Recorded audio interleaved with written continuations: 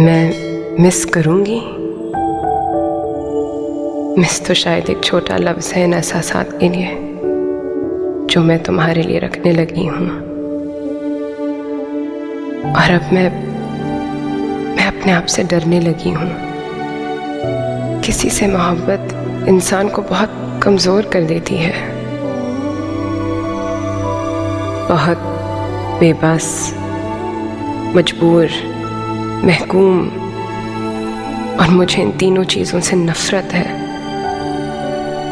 लेकिन उसके बावजूद तुम मेरी ज़िंदगी का मरकज़ बनते जा रहे हो। तुम मुझसे पूछते हो कि मुझे तुम्हारी क्या बात अच्छी लगती है। मैं तुमसे ये कैसे कहूँ कि मुझे तुम्हारी कौन सी बात अच्छी नहीं लगती। पर मैं ये सब तुमको कभी नहीं बताऊंगी।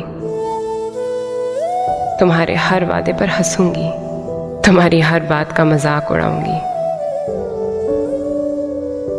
तुम मुझे संगे मरमर समझते हो तो समझते रहो। मैं तुम्हारे सामने रेत की दीवार नहीं बन सकती। मुझे टूट जाने से खौफ आता है।